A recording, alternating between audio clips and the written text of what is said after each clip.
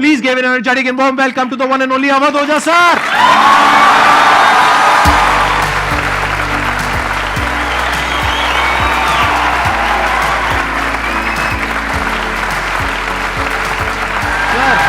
Sir hello sir, क्या हाल चाल?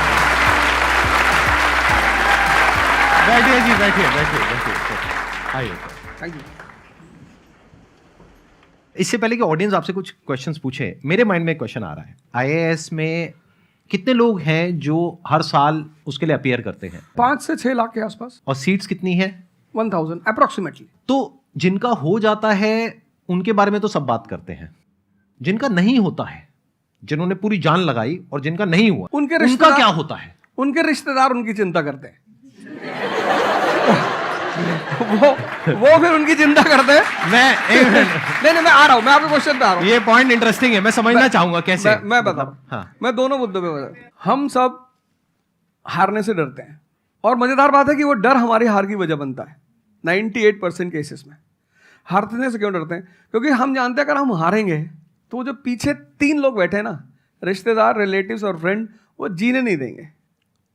आप जब भी आईएएस की तैयारी करें, पहला अटेम्प्ट आपका सीरियस अटेम्प्ट होना चाहिए। आपने तैयारी किया, बेसिक्स तैयार किए, आपने एडवांस कोर्स तैयार किया, आपने कम से कम मेंस के 1000 आंसर्स लिखे हैं और मिनिमम 10,000 प्रीलिम्स के क्वेश्चंस आप सॉल्व कर चुके हैं, तब आप एग्जाम देने जाइए। सिर्फ एक अटेम्प्ट दीजिए। जिसने भी पहला अटेम्प्ट सीरियस दिया, उसको दोबारा तैयारी नहीं करनी पड़ती, रिवीजन करना पड़ता है। भाई आप देखो ना, जितने सारे सेलेक्ट लड़के होते हैं उसमें बहुत सारे नौकरी कर रहे होते हैं, जॉब कर रहे होते हैं। कुछ लोग मुझसे पूछते हैं सर जॉब करते वक्त तैयारी हो सकती है? नहीं, जॉब करते वक्त तैयारी तो नहीं हो सकती, जॉब करते वक्त रिवीजन हो सकता है। 3 hours per day, 4 hours per day. तो मेरी एडवाइस ये है, क्योंकि ये एक बहुत रिस्की खेल है ये। मैं खुद ही बाहर हुआ, और फिर मैं कितने लोगों को देखता हूं जो 5-5, 6-6 अटेम्प्ट के बाद बाहर होते हैं। तो जिनको भी इस गेम में शामिल होना है, एक अटेम्प्ट सीरियसली आपका होता है, बहुत अच्छा है। आपको मैक्सिमम रिस्क लेना है तो आप 2 ले लो, उसके बाद आप अपना काम शुरू करो, जो आपका सेकंड लाइन थॉट था। कोई लॉयर बनना चाहता है, कोई मेडिकल लाइन में जाना चाहता है, कोई मतलब जो भी आप एंटरप्रेन्योर बनना चाहते हैं, आप करो, लेकिन अपने वो रिवीजन वाले 4 आवर बचा के रखो। आपने कितने अटेम्प्ट्स दिए थे सर? 4 अटेम्प्ट्स आपने दिए थे। और आपने कहीं से कोचिंग ली थी, यानी लाखों रुपए दिए थे कोचिंग में? नहीं, तब लाखों नहीं थे, तब हजारों थे। अच्छा, हजारों रुपए आपने खर्च करे थे, और आप एक मिडिल क्लास बैकग्राउंड से थे। तो टोटल 4 साल में आपका कितना पैसा लग गया होगा? रहना, खाना, पीना, और आपने तो पूरी तैयारी करी होगी, साथ में कुछ और नहीं किया होगा? I think so. कुछ नहीं किया, बिल्कुल। तो कितना आपका 4 साल में अच्छा खासा पैसा? 5-6 लाख रुपए लगे। 5-6 लाख रुपए उस समय लगे। आज के समय पे अगर किसी को कोचिंग लेनी है तो आई थिंक इससे 3-4 गुना, 5 गुना आराम से लगेगा। तो 15-20 लाख रुपए उस इंसान का लग गया, और वो है एक मिडिल क्लास बैकग्राउंड से। अब वो कहीं ऐसा तो नहीं कि वो ना यहाँ करा ना वहां करा 4-5 साल बाद? हाँ, वही मैंने कहा कि अब आप, जब हमारे समय तो ठीक था, अब आप रिस्क पूरा नहीं ले सकते। You have to be cautious. अब इनको कॉशियस होना पड़ेगा कि ठीक है, जैसे बड़े सारे लड़के क्या करते हैं, वो 1-2 अटेम्प्ट ऐसे ही देते हैं। अब तो इनके पास 6 अटेम्प्ट है। ओबीसी हैं तो और ज़्यादा है, SC ST हैं तो और ज़्यादा है। और मैं कहूँगा आप किसी भी कैटेगरी से आते हैं, आप 2 अटेम्प्ट से ज़्यादा कभी मत मानिए। ये पॉइंट बहुत अच्छा है कि आइडियली आपको अपने माइंड में ये रखना है कि एक ही अटेम्प्ट है मेरे पास में, मैक्सिमम अगर आपकी फैमिली अफोर्ड कर सकती है तो 2 अटेम्प्ट है। उसके बाद में अपने काम पे ध्यान देना है, और इसको एज अ रिवीजन की तरह देखना है, मतलब इसको साथ साथ में चलाना है। ये नहीं कि अपने 5 साल या 6 साल लाइफ के सारे यही निकाल दिए और सारा पैसा घर वालों का लगा दिया, या उन्होंने खेत बेच दिया, या लोन ले लिया। ऐसी बहुत कहानियां मैंने सुनी है सर लोगों की, और बहुत ही दर्द होता है ऐसी कहानियां देख करके। ऐसे लोगों की जो कहानियां हैं वो उसको सुन करके बहुत ही बुरा लगता है अंदर से। चलिए आगे बढ़ते हैं जी। Sir, I wanted to ask how to fight the basically fear that we feel. Like there are lot many fears that we face, not only in studies but in each aspect of life. There is some kind of fear. How to fight that? How to come back? How to have that courage in life? Fear बड़ी प्यारी चीज है। हमने कुछ words को बड़ा negative बना लिया है।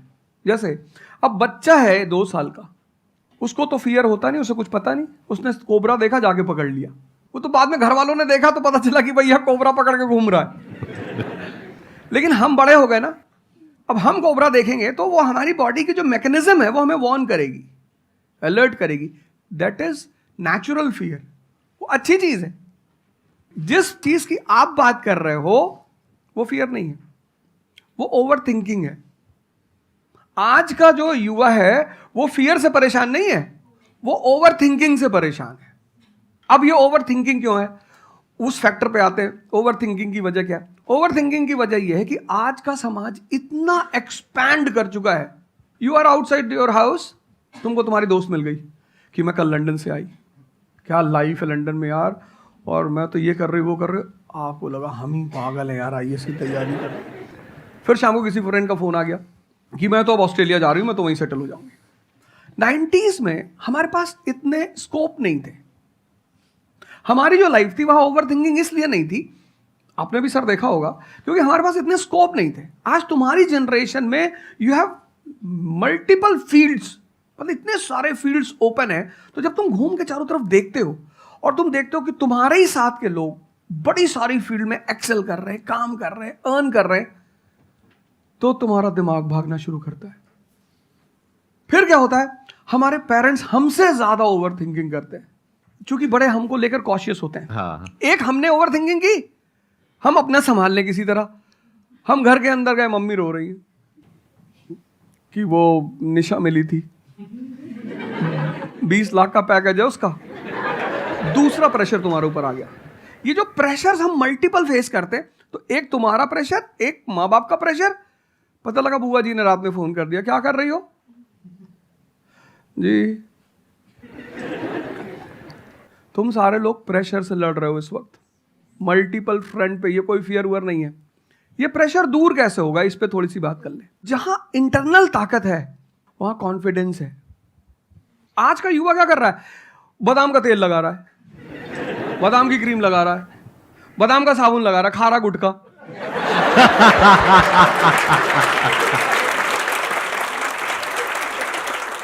आप लोगों को चूंकि हर तरफ प्रेशर झेलना है, तो प्रेशर झेलने का सबसे अच्छा तरीका होता है इंटरनल पावर। तभी तो मैं जहां भी जाता हूं एक चीज रिपीट करता हूं, योगा करो, ध्यान करो। ध्यान करोगे मन ताकतवर हो जाएगा।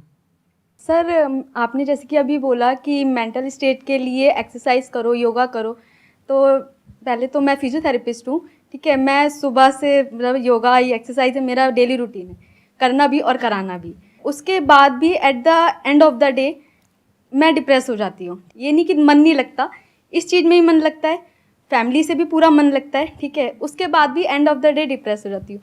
तो उसको डिप्रेशन कैसे कम करी जाए? हम किसके साथ रहते हैं वो बहुत इंपॉर्टेंट है। मेरे एक दोस्त मेरे साथ आ रहे थे आज से करीब 7-8 साल पहले, धौला कुआं से।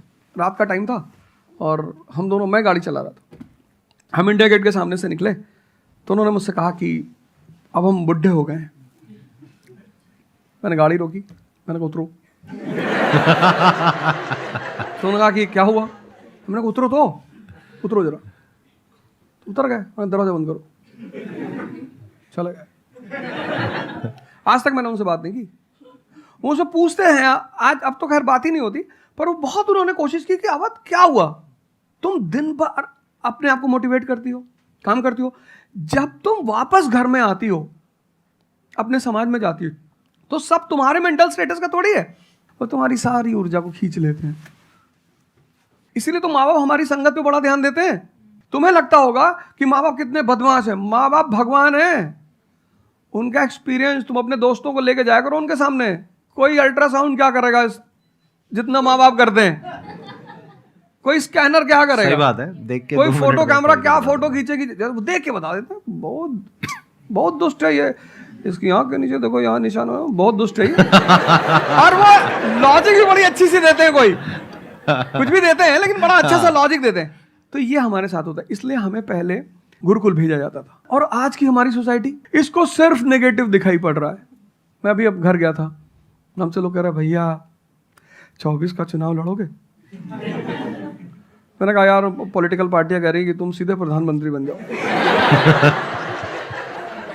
अननेसेसरी परेशान किए होगा, अननेसेसरी दूसरों से मत। और ये एक जगह का नहीं है, ये यूनिवर्सल हो चुका है।